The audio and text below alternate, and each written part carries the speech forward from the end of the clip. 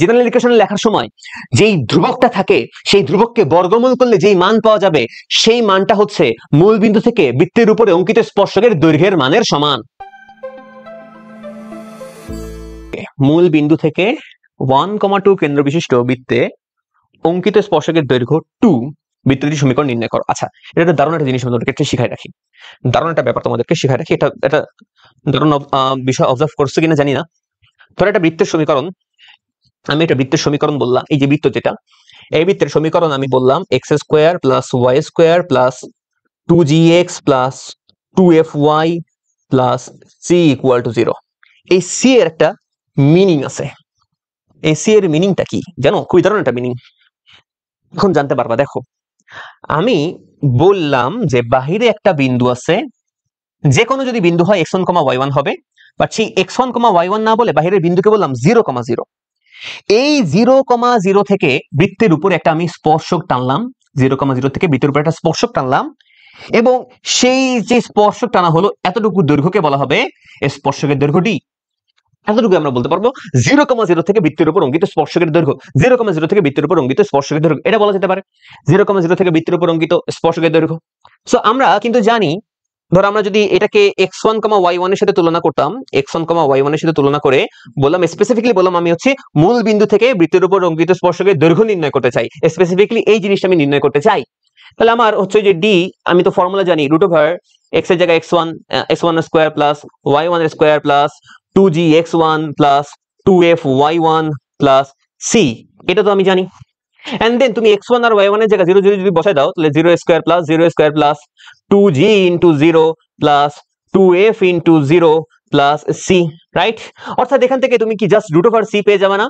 Root over C পেয়ে যাবা কিনা বলো? তাহলে এই যে ডি এর মান, এই ডি এর মান আসছে কত? Root over c. তাহলে দেখো সি এর একটা তুমি মিনিং বুঝলা কিনা? সি এর একটা, এই যে এখানে এই যে সি এর একটা মিনিং কিন্তু পাওয়া গেল, যে ধ্রুবক যেটা পাওয়া যাচ্ছে তার বর্গমূল হচ্ছে মূল বিন্দু থেকে অঙ্কিত স্পর্শকের দৈর্ঘ্য, মূল বিন্দু থেকে বৃত্তের উপর অঙ্কিত স্পর্শকের দৈর্ঘ্য।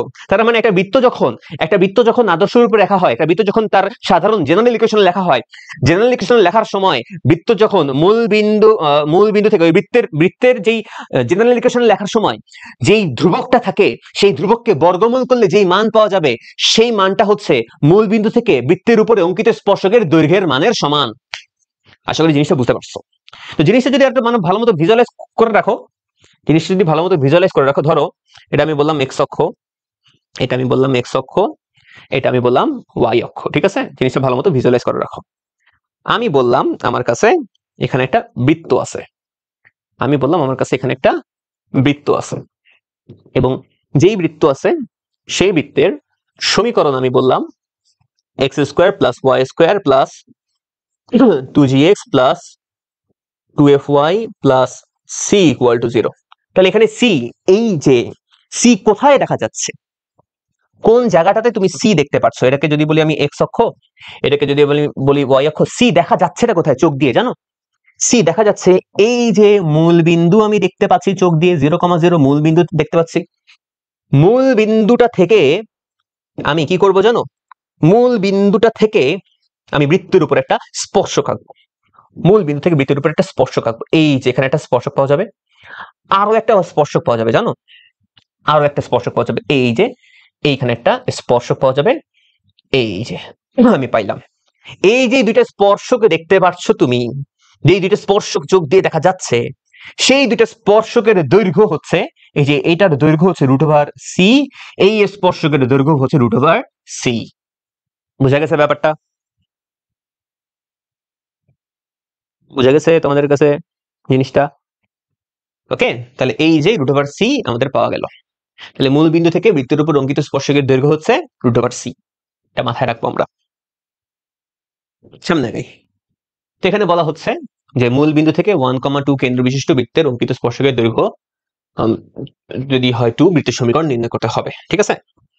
সো মূল বিন্দু থেকে দেখো কেন্দ্র দিয়ে দেওয়া আছে, আমি যদি কেন্দ্র বলি তার মানে কি দেওয়া আছে জানো? মাইনাস জি কমা মাইনাস এফ দিয়ে দেওয়া, মাইনাস জি কমা মাইনাস এফ হচ্ছে 1,2, তাহলে এখান থেকে বলতে পারবা জি এর মান হচ্ছে -1 আর এফ এর মান হচ্ছে -2। মূল বিন্দু থেকে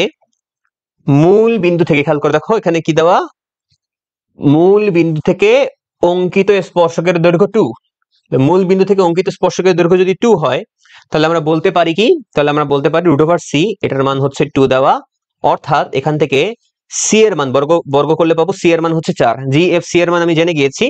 তো বৃত্তের সমীকরণ যদি জেনারেল ইকুয়েশন ধরা হতো, তাহলে ধরা হতো কি x² + y² + 2gx + 2fy + c = 0। তো সেই সমীকরণ যদি ধরে নিতাম যে বৃত্তের সমীকরণ হচ্ছে x² + y² + 2gx + 2fy + c = 0। তো g এর মান, f এর মান, c এর মান বসাই দিলে আমার অঙ্ক মানে সমীকরণটা দাঁড়াবে x² + y² - 2x - 4y + 4 = 0। এটাই আমাদের অ্যান্সার। বোঝা গেছে জিনিসটা? ওকে, এখানে একটা দারুণ ব্যাপার কি তুমি অবজার্ভ করতে পারো, সেটা হচ্ছে যে এই বৃত্ত একটা কথা যদি বলি, খেয়াল করো, এই বৃত্তটা একটা কি খেয়াল করছো যে কেন্দ্রের কোটি আর হচ্ছে কি বলতো, ওই মূল বিন্দু থেকে অঙ্কিত স্পর্শকের দৈর্ঘ্য সমান। এটার মিনিং কি? কেন্দ্রের কোটি আর মূল বিন্দু থেকে অঙ্কিত স্পর্শকের দৈর্ঘ্য সমান, এটার মিনিং কি? ঠিক আছে, যদি এক্সট্রা কিছু জিনিস তোমাদেরকে বলি, র্যান্ডমলি একটু একে একে বলে রাখি। র্যান্ডমলি জিনিসটা হচ্ছে জাস্ট র্যান্ডমলি একে দেখাচ্ছে, ঠিক আছে? ধরো এক্স অক্ষ দিলাম, ওয়াই অক্ষ দিলাম, এখানে একটা বৃত্ত আমি আঁকলাম। তাহলে মূল বিন্দু থেকে যদি আমার এই বৃত্তের উপর একটা অঙ্কিত স্পর্শক আঁকি, এটা হবে তার এই যে এতটুকু হবে কি তার √c, রাইট? এবং আরেকটাও এটা পাওয়া যাবে, এটা হবে √c, বাট আমরা এটা নিয়ে একটু চিন্তা করছি। আচ্ছা, এই বৃত্তটা দেখা যাচ্ছে কাকে স্পর্শ করছে? এই বৃত্ত দেখা যাচ্ছে এক্স অক্ষকে স্পর্শ করছে। তো এক্স অক্ষকে স্পর্শ করলে আমরা জানি কি, এক্স অক্ষকে স্পর্শ করলে আমরা জানি হচ্ছে কেন্দ্রের কোটি আর বৃত্তের ব্যাসার্ধ কি হয়? সমান হয়। কেন্দ্রের কোটি আর বৃত্তের ব্যাসার্ধ আমাদের সমান হয়, এটা কিন্তু আমরা বলতে পারি, তাই না? কেন্দ্রের কোটি আর বৃত্তের ব্যাসার্ধ সমান হয়। আচ্ছা, এটা বলার সাথে সাথে আমরা এটাও কি বলতে পারি, দেখো কেন্দ্রের কোটি বৃত্তের ব্যাসার্ধ সমান হয়, এটা বলার সাথে সাথে এটাও কি বলা যায় যে কেন্দ্রের কোটি বৃত্তের ব্যাসার্ধের সমান? এটা যেহেতু বুঝছি, একইভাবে মূল বিন্দু থেকে যেই অঙ্কিত স্পর্শক আঁকা হচ্ছে, সেই অঙ্কিত স্পর্শকের দৈর্ঘ্যটা কার সমান হবে? সেই অঙ্কিত স্পর্শকের দৈর্ঘ্যটা কেন্দ্রের ভুজের সমান হবে, ঠিক আছে? আচ্ছা, আরো একটা কথা বলতে পারি। দেখো, এই জিনিসগুলো যদি না বুঝো কোনো সমস্যা নাই, জাস্ট হচ্ছে যারা হচ্ছে ডিপ লেভেলে পড়তে পছন্দ করো তাদের জন্য আসলে এগুলো বলতেছি আমি, ঠিক আছে? সো এক্স অক্ষ ওয়াই অক্ষ দিলাম, এন্ড দেন ধরো এইখানে আমি হচ্ছে একটা বৃত্ত আঁকছি। ওকে, এইখানে আমি একটা বৃত্ত আঁকছি। দেন আমরা বললাম যে মূল বিন্দু থেকে এই বৃত্তের উপর অঙ্কিত স্পর্শক, এখানে একটা স্পর্শকের দৈর্ঘ্য পাওয়া যাবে, এই জায়গায় একটা দৈর্ঘ্য পাওয়া যাবে, এটা হচ্ছে আমাদের জন্য √c। ওকে, এবং এই বৃত্তের কেন্দ্র হচ্ছে h, k। এই বৃত্তটা দেখা যাচ্ছে ওয়াই অক্ষকে স্পর্শ করে। ওয়াই অক্ষকে স্পর্শ করলে আমরা জানি যে হচ্ছে বৃত্তের ব্যাসার্ধ আর কেন্দ্রের ভুজ সমান হয়।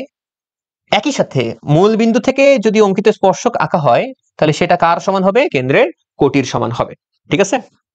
আচ্ছা, আর এক্স অক্ষ ওয়াই অক্ষ উভয় অক্ষকে স্পর্শ করলে তো বুঝতেই পারতেছো যে আমার সবকিছু আসলে সমান। ওকে, তো একটা ব্যাপার তাহলে আমরা বুঝতে পারলাম, একটা ব্যাপার তাহলে কি বুঝতে পারলাম, যদি বৃত্ত, মানে ব্যাপারটা কিন্তু দারুণ ব্যাপার, যদি বৃত্ত এটা কি হচ্ছে, এক্স অক্ষকে স্পর্শ করছে, রাইট? যদি বৃত্ত এক্স অক্ষকে স্পর্শ করে, তাহলে কেন্দ্রের আমার হচ্ছে, যদি বৃত্ত এক্স অক্ষকে স্পর্শ করে, তাহলে সাংখ্যিক মান নিয়ে যদি আমি কথা বলি, তাহলে তুমি দেখতে পাচ্ছ এক্স অক্ষকে স্পর্শ করলে ব্যাসার্ধের সাথে কার সম্পর্ক আছে? ব্যাসার্ধের সাথে কেন্দ্রের কোটির সম্পর্ক আছে। আর মূল বিন্দু থেকে স্পর্শকের দৈর্ঘ্যের সাথে কেন্দ্রের ভুজের সম্পর্ক আছে। ওকে, মানে কিভাবে? যদি বৃত্তটা ওয়াই অক্ষকে স্পর্শ করে, তাহলে ব্যাসার্ধের সাথে কেন্দ্রের ভুজের সম্পর্ক আছে, একইভাবে মূল বিন্দু থেকে অঙ্কিত স্পর্শকের দৈর্ঘ্যটা কেন্দ্রের কোটির সাথে সম্পর্কিত। ওকে।